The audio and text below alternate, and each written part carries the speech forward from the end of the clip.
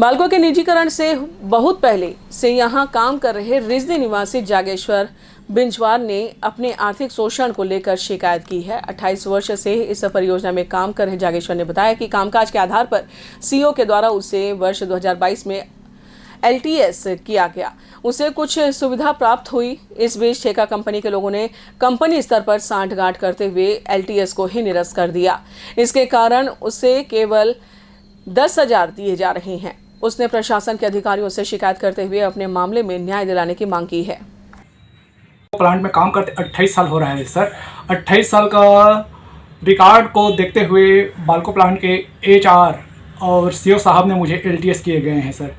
LTS 2022 में किए गए हैं और सर साथ में ही 1500 लेबर लोगों का भी एलटीएस किए गए हैं सर, जिनमें का 1 साल 2 साल काम करने वाले लेबर लोगों का एलटीएस किए गए हैं सर।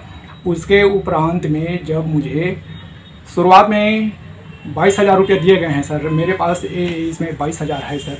उसके बाद 22,000 के बाद में 14,000 रुपया सर कंटिन्यू मुझे देते गए हैं। चौथा महीना के बाद में 5वां महीना में जब सुपरवाइजर अपना राजू इंजीनियरिंग कंपनी का विनोद साहू और संतोष विश्वकर्मा को पता चला सर, तब मेरा परमानेंट और दिवाली का चांदी का सिक्का खाने के चक्कर में ही सर जी इन लोग ही एचआर के अधिकारी विजय साहू और भूपेश के पास में जाकर के इन लोग सम्मिलित हुए हैं सर कि प्लानिंग बनाए हैं कि खाना है खाकर।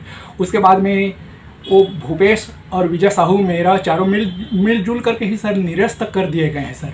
निरस्त तक करने के बाद में सर मुझे 10,000 रुपये देते गए हैं सर इन लोग ही, और 4,000 लगातार खा गए। उसके बाद 2 बार जा करके ही सर मैंने जा करके ही विजय साहू और भूपेश को ही आवेदन लगाया कि भाई 28 साल से मैं काम कर रहा हूं, मेरा निरस्त किए गए हैं, आपसे मेरा प्रार्थना है मेरा एलटीएस चालू किया जाए कहा करके ही सर। कि लेबर लोगों के छत्तीसगढ़ को देखते हुए छत्तीसगढ़ के लेबर के भलाई के लिए सर जो मेरा 28 साल का जो हक अधिकार है उसको दिलवाने की कृपा कीजिएगा। जैसे कि अपने श्रम मंत्री है लखनलाल देवांगन, माननीय मुख्यमंत्री है और मंत्री भी है, सभी के पास में आवेदन एक बार पहुँचा दिया हूँ सर।